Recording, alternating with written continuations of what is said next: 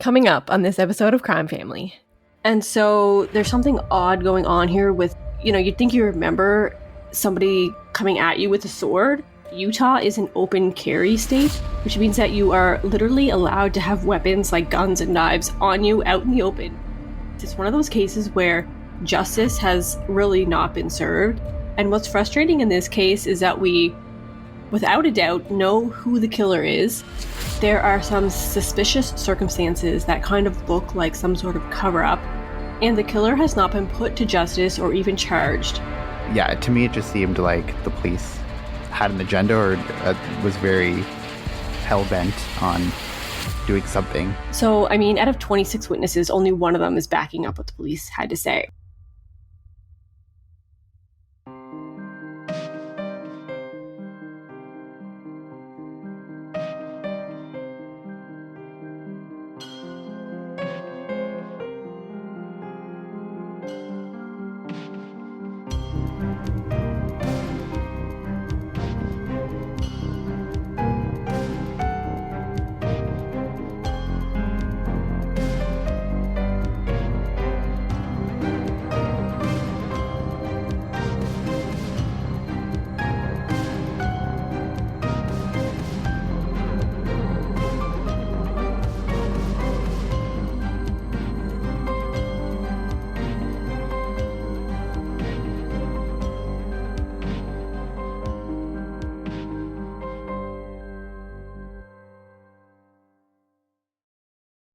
Hi, everyone. Welcome back to Crime Family. I'm your co-host, AJ, and I'm here with Katie.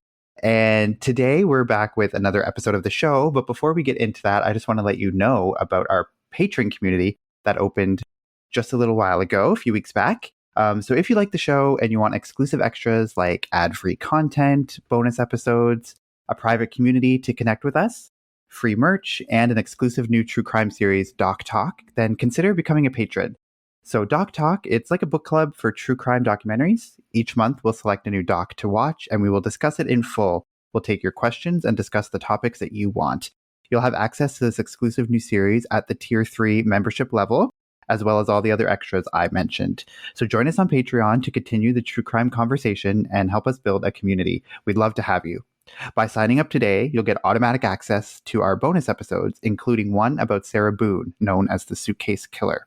So it was a really interesting case. So definitely go to our Patreon page and become a member if you want to check that out. So check out the show notes for the link to become a patron today, or go to patreon.com/crimefamilypodcast. Also, we just recently launched our exclusive merch store on Redbubble. So we're super excited to have the official Crime Family logo and designs on everything from t-shirts to stickers to mugs to hats, all this good stuff there. So check out our merch store to help support the show at the link in the show notes. And Katie's going to walk us through, or Katie's going to narrate this episode about a case that she has ready. So what case is it? Hi, everyone. I'm Katie. And today I'm going to be talking about the case of Darrien Hunt. And for whatever reason, this case just really stuck out to me when I stumbled upon it. And I think one of the reasons is because it's one of those cases where justice has really not been served. And what's frustrating in this case is that we, without a doubt, know who the killer is. There are some suspicious circumstances that kind of look like some sort of cover-up, and the killer has not been put to justice or even charged, nor have they even lost their job, as the killer in this case was a Utah County police officer. So like I said, this is the case of Darrien Hunt. He was a 22-year-old black man living in Saratoga Springs, Utah in 2014. According to the MTV show Real Life Crime episode on this case, Darrien lived in Saratoga Springs, Utah, and this city is predominantly white. Darrien and his family, being black, kind of really stood out in this city. So that episode says that there is approximately 93% white people in the city and 0.5% are black. So you can just kind of see how very small the black community is in this city. So Darrien was into cosplay, which is, if you're not familiar with cosplay, is when people dress up as their favorite comic book characters or favorite superheroes or just their favorite characters. It's not something that you just do for conventions like Comic-Con or other comic book conventions. It's something that people actually do on a regular basis with a group of friends if they all have that similar interest. And so Darrien loved sci-fi and anime, and his brother KJ tells a reporter from True Life Crime that they kind of had a wild imagination growing up, and Darrien just loved that kind of sci-fi world. And so on the day that Darrien was murdered, he was cosplaying, and he was dressed up as a character named Mugen from the Samurai Champloo, which is a Japanese anime series. And if you look at pictures of that character and how Darrien was dressed that day, they do look really similar. They both have black afro kind of hair, and the character wears a red shirt and baggy pants, and that's exactly what Darrien had that day. And the character also has a samurai sword that he carries around.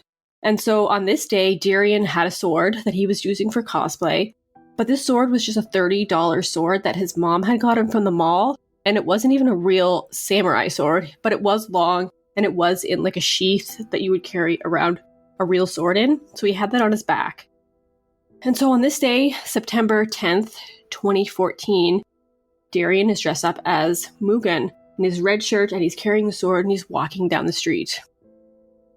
But I think a critical thing to note in this case is that Utah is an open carry state, which means that you are literally allowed to have weapons like guns and knives on you out in the open. And so even if he was carrying a real samurai sword, it wouldn't have been illegal because he was of age, so it wouldn't have been illegal for him to be carrying that around. And of course there are some restrictions to that, but according to utahcriminallaw.net, certain people who fall under category 1 or 2, like convicted criminals or those who have substance abuse issues, are not allowed to carry swords or machetes. And obviously if you're a minor, you're not allowed either. And you can't have them in places like schools or high security places like airports. And you also should avoid high traffic places like parks and malls and things like that, just so you're not drawing attention. So anyway, Darrien was not breaking any of these rules, and to point out again, it wasn't even a real sword.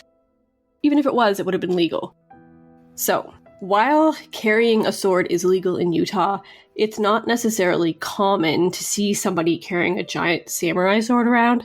This is what may have prompted a 911 call on that day on September 10th.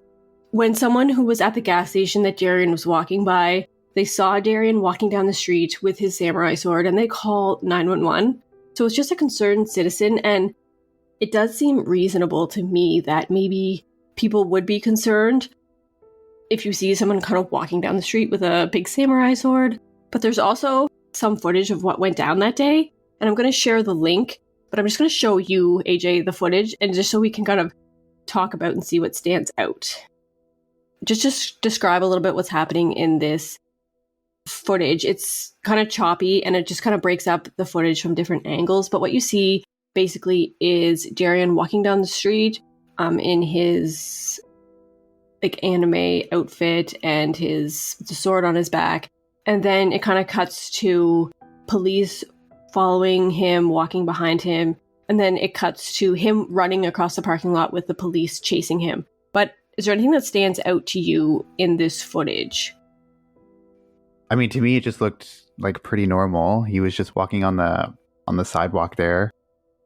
The police officer looked like he was on a mission right away to like follow him. And then you see him chasing or being chased by the police officer. So it was, it was like a little bit choppy to see. But yeah, to me, it just seemed like the police had an agenda or was very hell-bent on doing something, I feel, just based on the way he's like marching, like really, like it looks like he's marching really, towards him with like the purpose of wanting to, not necessarily, I don't know if he wanted to harm him or whatever, but he just seemed very concerned right from the jump, which kind of stood out to me. But what stood out to me as well is that Darrien is just very nonchalantly walking down the sidewalk. He's kind of at this gas station, like strip mall kind of place, but he is just very calmly walking down the street. And then you can kind of see the police are more on edge, which I guess would be expected because they're kind of suspecting maybe something's going on. But Darrien's not acting sketchy. It doesn't look like he's like on drugs or drunk or anything. He's very much just like walking down the street. And if he didn't have a sword, that fake samurai sword on his back, like he would look just like a regular person walking down the street. And something else that stood out to me is that very early in the footage, there's like a woman that comes out of one of the stores and she's right behind him walking behind Darrien. And so if she was scared, you wouldn't think that she'd be like at arm's length away from Darrien, who has his sword. So she doesn't seem to be scared or have any issue with him at all, which I think is very telling to kind of his presence there. It wasn't disturbing to this woman walking down the street as well. And so after that 911 call, the police do show up, obviously, as we saw in that footage. But what's frustrating is that we really don't know what happened fully, or we don't have the full picture of what really went down that day. And it feels like we should have more detail. So the officers that do show up are Officer Scheuerhammer and Officer Judson. And they claim that Scheuerhammer had a brief conversation with Darrien after stopping him. He asks him, what's going on, and Darrien just says that he's kind of looking for a ride. Scheuerhammer says that he asks Darrien to put his sword on top of his car and hand over the sword so that they can just kind of talk without having kind of that sword there. And he says that Darrien was very eerily calm, and he says he seemed kind of detached from the situation. And he says that Darrien responded just by saying that no, he can't do that because it's his sword. And Officer Scheuerhammer says that Darrien wasn't aggressive or argumentative in any way.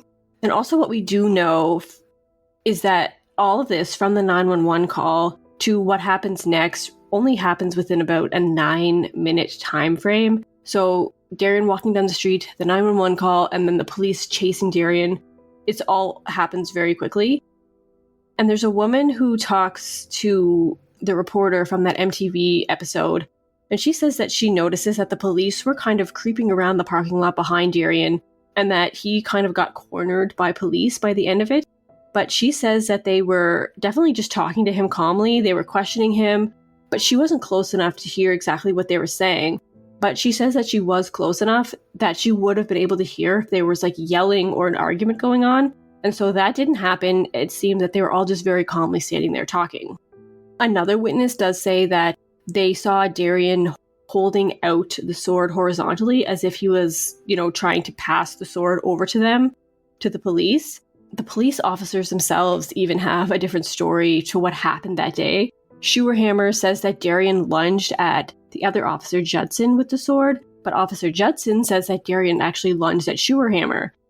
And so there's something odd going on here with, you'd think you remember somebody coming at you with a sword, and you'd think you remember if it was they were coming after somebody else instead of you. So for whatever reason, these officers can't get their story straight.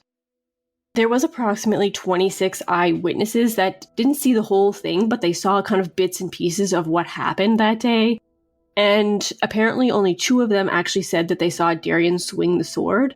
But then later, one of those witnesses says that they never actually said that. They never saw Darrien swing the sword. So that was not correct. And the one person that did stick to the story, saying that Darrien did swing at the officers, they were actually a very close family member of another officer in a nearby city who had been killed just the day before. And so maybe there was some bias, high emotion going on, so that they were kind of on the side of the police and were backing up what they were saying. So, out of 26 witnesses, only one of them is backing up what the police had to say.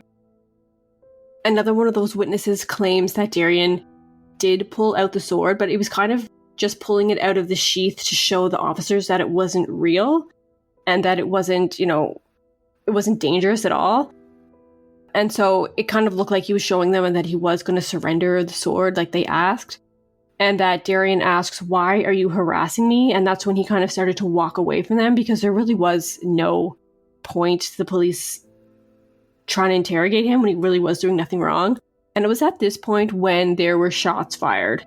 So the first witness that I had mentioned before, she was in her car kind of watching this whole thing go down. And she says that she looked down for a second to kind of shift her gear shift on her car so she could back up or drive out of this parking lot. And it was when her head was down is when she heard the gun's shots. So she didn't actually see if he had lunged or if he didn't lunge. All she heard was the gunshots. And by the time she looked up, that's when they start running. And she just kind of gets out of the parking lot as fast as she can. And so we know that after these first gunshots, Darrien starts running, as we see in that footage. And some reports say that at least one of the shots at this point has already hit Darrien. And yeah, so it makes sense that he's already shot and he's like, I gotta get out of here. And that's when he starts running. But we don't know exactly when the shots that were fired actually did hit him. And as we know, Darrien is running across the parking lot and the police are full speed chasing after him, and they're shooting this entire time. And they ultimately kill him because of this incident. And so, like I was saying before, one of the very frustrating things about this is that there are security cameras, obviously, because we see some of the footage, but there's some angled that would potentially kind of show the whole thing go down in one straight motion. And there's a picture that was taken of Darrien that day, and he's kind of standing there with the police very nonchalantly. And in that picture, there's a security camera right above them. But then literally the next day, when people go back, that security camera has been removed. Like, it's just gone, as if it had never been there.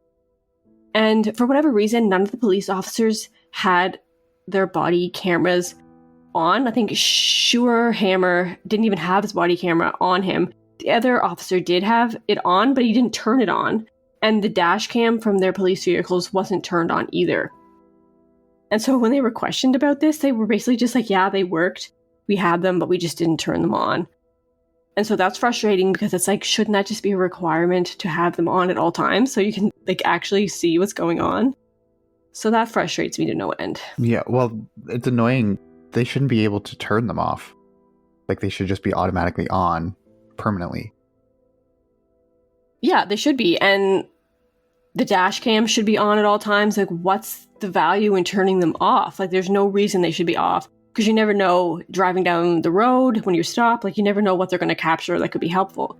And so it kind of seems like they turned them off for a reason, which, is super sketchy. And you think, and like doing some reading, it doesn't even look like it's a law or that they would get punished for turning them off. It's just kind of like, they're there. You should probably use them. If you don't, then, that's just how it went. So that's frustrating. So Darrien's family actually had to find out via social media that it was the police officers that had shot and killed Darrien. They weren't even told that when they initially were told what had happened. I guess they just were told that Darrien was shot and killed, but nobody said that it was from a police officer. So they had to find that out via a social media post from somebody else, which I think is horrifying. And when they found out that Darrien had allegedly lunged at police, they said that was absolutely something that he would never have done. And further to this, Darrien's family's lawyer says that the fact that Darrien was running from the police, it kind of made their use of deadly force really unnecessary and, almost unlawful, because their lives weren't at danger at this point when he's running away from them. His back is turned, so why are they chasing him and then opening fire on him? So it feels like they, weren't scared for their lives at this point. But I guess the police defend themselves and saying, well, they thought that maybe he could have taken out the sword and slashed any innocent person that he came across if, he was kind of desperate. Which it's kind of like stretching for a reason to why they shot him. Yeah, so as I mentioned earlier, the police say that, Darrien lunged at one of them, even though they can't figure out which one he lunged at, which seems kind of weird. The autopsy reveals that he was actually shot 6 times in the back. Not necessarily like in the back of like his actual back, but like the back of his body.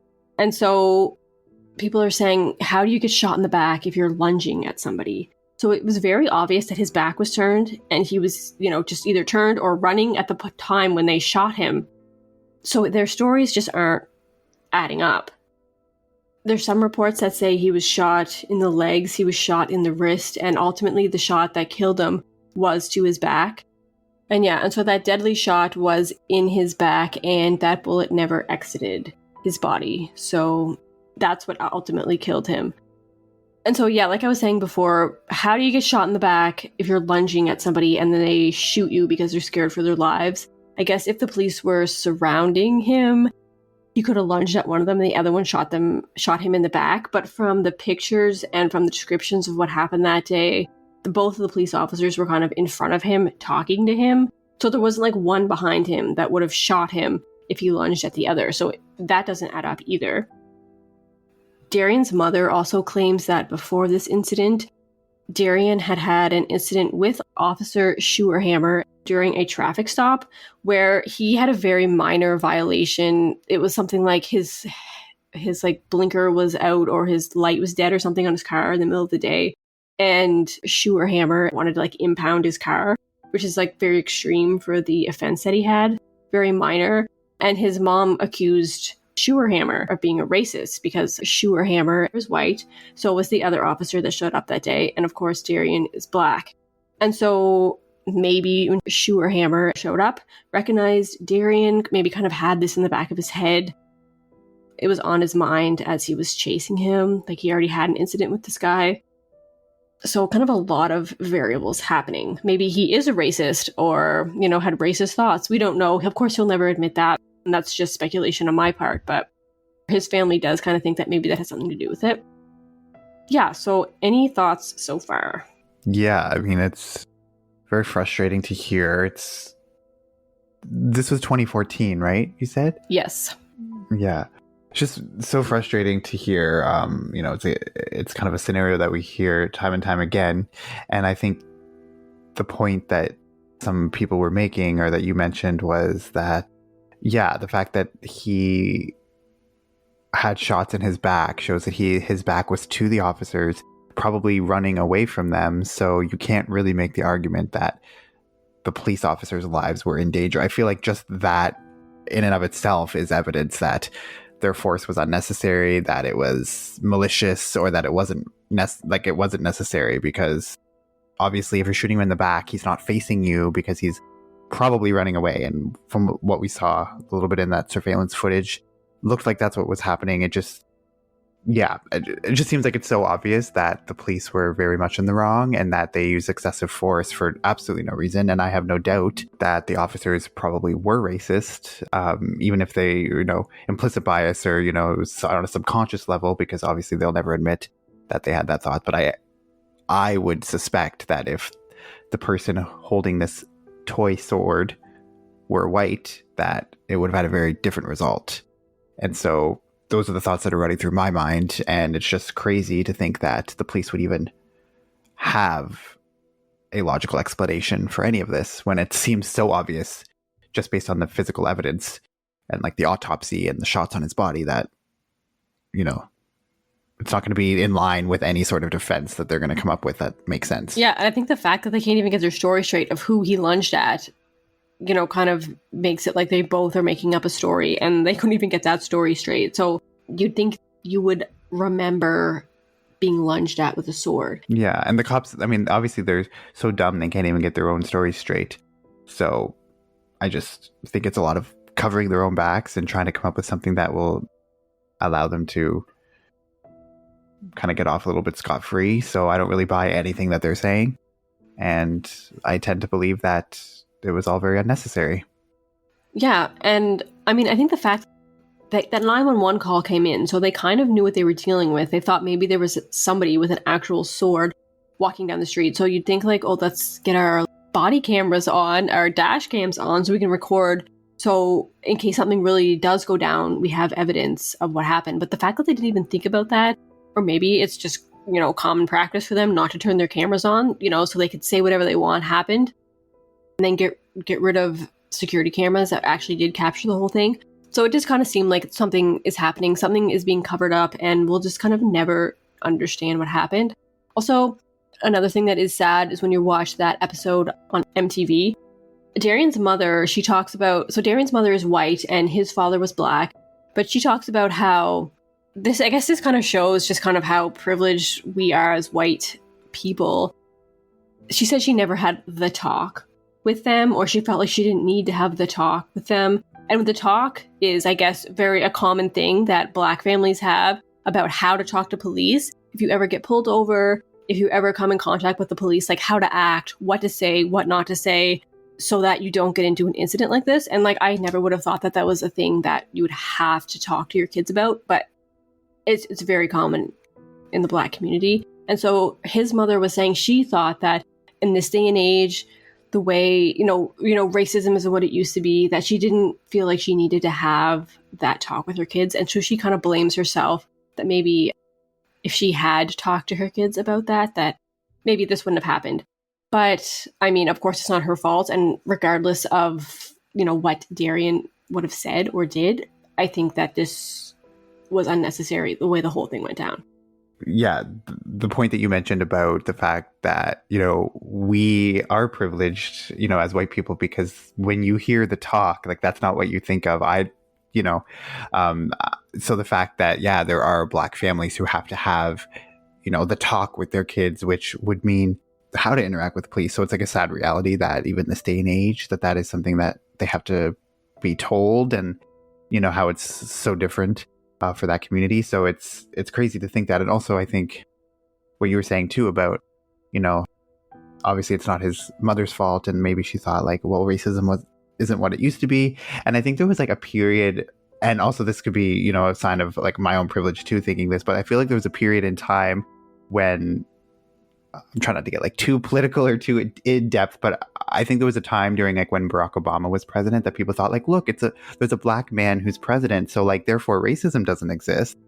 Things are way better now. Like, look, we have a Black president. And I think, in many ways it's like, yes, there is a Black president, which is great, but there were so many people who were not happy that he was president, and there were so many people who were racist, and maybe it was suppressed because it wasn't as, for that period of time, that maybe it wasn't going to be quote unquote acceptable. But now we see, like, today's day and age, like when what's his name, Donald Trump, and all of the racists that exist now, it's like it became kind of more acceptable to be a disgusting racist. So that's why you're seeing all these people coming out of the woodwork now, whereas I feel like maybe back in 2014 they were still sort of in that time where you're like thinking that because there's a Black president that racism isn't as big of a thing as it once was, when really obviously it is. So I think, and this was obviously before like the George Floyd incident and the Trayvon Martin incident. I think this was before that. So like it was also an earlier time too, before all of that, where that's not really at the top of your mind too. Yeah. And I think maybe because it was Barack Obama as president, like you were saying, those racists were out and vocal about it because of who the president was. Even though, of course, they still exist, but they were like kind of suppressing it. And then when they have their chance to kind of show their racist side, they go for it, which may have been the case in this situation, sadly. Of course, we don't know that. That's just speculation. But I mean, it is very sad. Yeah, like when, a couple of years ago, like when the president's saying all these horrible racist things and is a disgusting person, then, it almost empowers everyone else who's racist and disgusting to be like, well, the president gets away with it and it's fine. So like nothing will happen to us because we can just, you know what I mean? Like the president's doing it, so we can do it. It was just like, yeah, crazy to think. Yeah, exactly. And so, like I said at the beginning, there really isn't any justice in this case because the officers were never charged with any wrongdoing. The fact that they shot and killed him was prosecutors found that to be acceptable force that they used because they felt that their lives were in danger. So, that kind of went unpunished as well. Darrien's mother sued the city and the officers. And this is something that I have never heard before. So she was offered a $900,000 settlement that came along with a gag order. So if she accepted that, she wouldn't have been allowed to talk about this case or, kind of rally any kind of support for getting justice. So she turned this down because, obviously she did not want that gag order. But in 2016, a federal judge actually ordered her to take the money and therefore forced that gag order on her, which she had no choice but to accept because it was a court order. Have you ever heard of that before? Like forcing someone to take this money and a gag order that goes along with it? You can do that? I didn't know that was actually a thing that could happen. I know. I thought, if you're offered it, you have the choice whether to accept it or not. That's so bizarre. I've never heard of that. Yeah, I've never heard of that either. Wow. And she did turn it down. And then eventually it was just like, well, no, you're taking it. You're taking the money. That's crazy. Wow, that's wild. I did not even think that. How is that even legal? You can't just force somebody. And like also $900,000. It's like, yes, who wouldn't want $900,000? But that's also that's nothing in the grand scheme of things when your child dies and you're not allowed to talk about the case forever. And for $900,000, like what is that? So it's just wow, that's crazy. Yeah. And so, like I said, she originally turned it down because, you know, just that having that gag order attached to that wasn't enough. It kind of felt like hush money, right? Here's your money. Don't ever talk about this again. And that's kind of what she's forced to do, which is super unfortunate.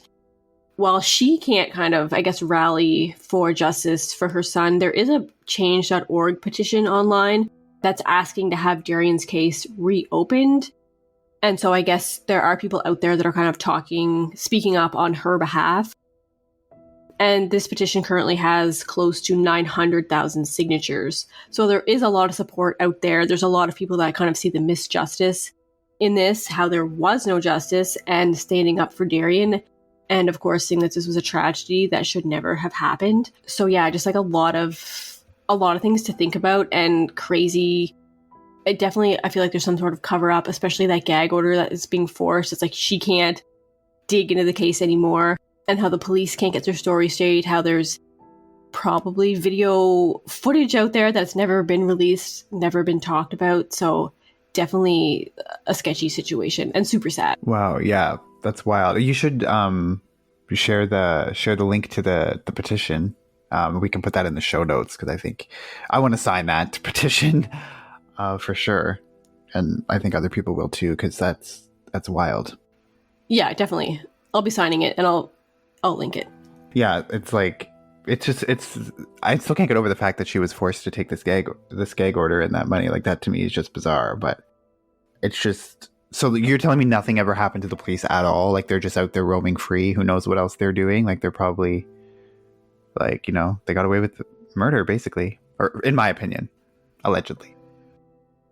Yeah, as far as I know, there's never any charges. That's really annoying. It's really annoying. And you think like maybe now it's crazy. I was gonna say back to the gag order. Like it's crazy how she's like forced to take that money. It's like what they just deposited into her bank against her will, and then now that she has the money, she can't talk. It's like so forceful. I can't imagine how she feels. Yeah, it's like you should be able to say, "Well, I didn't agree to have that money put in my account, so you can put it in there if you want." But that doesn't bind me to anything. Like you put it in there if you want, but that doesn't, you know, like it's just crazy to me that that's even legal. That I mean, you know, they can put the money in there if they want. That's like their prerogative. Like, please do. But it's just weird that that's like binding her also by this like sort of NDA, or like she can't talk about it when that's not even something she could agree to. I feel like you have to sign sort of like if it's an NDA, that's something you have to sign for consent to. You can't just like, that's just crazy to me. And obviously I don't know, I'm not a lawyer. I don't know the ins and outs of these kind of things, but to me that seems like something that's highly illegal, or should be highly illegal. Yeah, probably because it was a court order. They made her sign it, or she doesn't need to sign it because it was ordered by the court. Either way, it just seems like a kind of an unbelievable thing that I've never heard of happening before. Didn't know that was a thing. You could force somebody to take a settlement that they don't want. So yeah, ridiculous. Yeah, and I think that maybe one, not really a positive thing, but I think something that good that can come out of it is, you know, we're kind of in this era of, you know, social reckoning for, you know, police brutality. And I think, you know, with the George Floyd murder and the Breonna Taylor murder as well, like it's a lot more in the public consciousness. So I think maybe the petition will be able to gain a lot more traction and attention, and then hopefully some action can come out of that, because now we're kind of in this mode where these kind of cases might get a lot more press than maybe they would have even, you know, back when it happened in 2014 or even, you know, 5 years ago. So I think if anything, we might be at a period of time now where hopefully this kind of case can get the attention it deserves. And then with the petition and everything, that we can finally see some sort of resolution and justice. Yeah, I hope everyone does sign the petition and at least, you know, thinks a little bit more about this case, and whether the petition will reopen the case, whether it will give justice. I think Even just kind of putting those police officers under the microscope a little bit more, maybe making it mandatory to have your body cam and dash cams on at all times, regardless of, what you're doing. Like, oh, you're on a break at the gas station, like put on your dash cams. I feel like that should just be punishable if you don't. Like, that just seems like a very simple thing that they could do.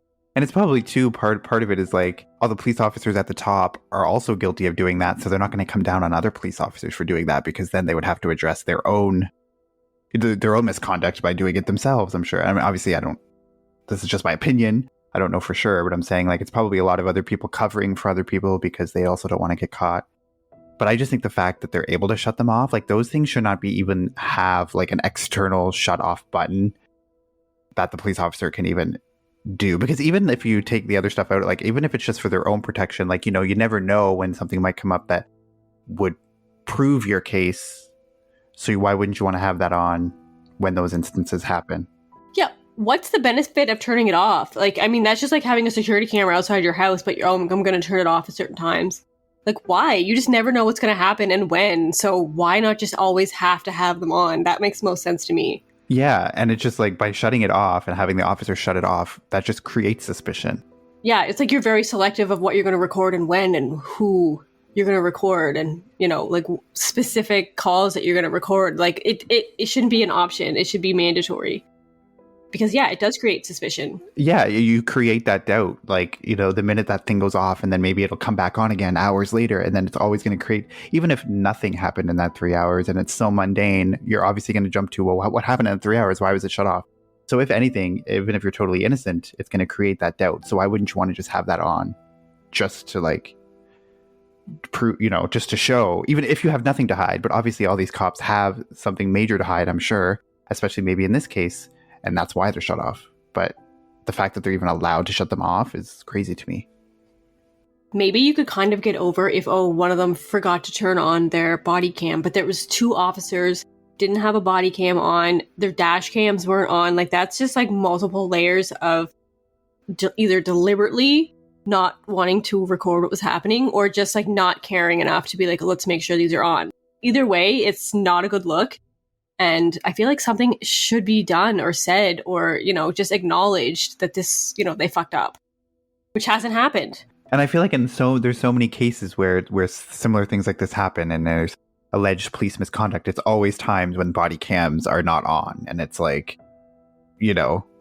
that's why you automatically assume that anytime they get shut off by the officer, that there's a reason why it's shut off, that there's something they're hiding. Because it seems like every single time that one of these things goes down, it's always inconveniently in this time frame when it was shut off. It just seems like so, like, it's not rocket science to think if somebody shuts off their body cam footage, there's obviously something. But then also too, being in the court of law, like, you can't, that isn't reason enough to put, like, to convict someone off video that you don't have. So even if there is that doubt, I'm sure the police officer doesn't care, because he doesn't care if there's doubt, but there's nothing to prove that he did it either, Yeah, exactly. But if there was some sort of punishment or, some sort of repercussions to not having a fully functional dash cam and body cam on, then, what's going to stop them from just never using it? Because, they can just do whatever the fuck they want and no one's going to see it, which I feel like is what sort of happened in this case. Like, they definitely did things they weren't supposed to, didn't want people to know about it. And that's what happened. And we'll never know. Yeah, I feel like there should be a requirement, like, if a cop works a 12-hour shift, at the end of the shift, before they're allowed to go home, they should have to turn in their dash cam and their body cam, and there should be 12 hours of footage on that. And if there's 12 hours of footage, then they can go home. Yeah. Like, that should be just like what they do. Yeah. Yeah, can you imagine that they just never turned their body cam on? Like, who knows what they did for the, 12-hour shift? They could have been out doing whatever the fuck they wanted. No one would see it. And then they just go home. They could have been doing a lot of sketchy stuff in that time. So, yeah. Yeah. There's no accountability. But that kind of goes back to what I said before. Like, it's probably because the people at the top are also doing sketchy shit. So they have no incentive to actually call out the other people, because it's going to bring up their own sketchy shit. So it's just like systemic at this point, and it just needs like a whole overhaul. Yeah, definitely. I agree. We'll definitely put the link to the petition in the show notes. So definitely go and sign that petition, because it's for a really important cause, and hopefully, this case gets some traction, or this petition, like you said, it already has 900,000 signatures, which is great. But if you're listening to this and you're as frustrated as we are about this case, then definitely sign that petition. Yeah, definitely. So yeah, that's all we have today for the Darrien Hunt case. I hope you enjoyed it, and we'll see you next week for a brand new case. And like we said at the beginning, make sure you join our Patreon if you can't get enough of our content. There's lots of good stuff in there and lots of good stuff coming up. Check out our merch, check out our website, crimefamilypodcast.ca. And definitely check out our Patreon at patreon.com/crimefamilypodcast. See you next time. Bye.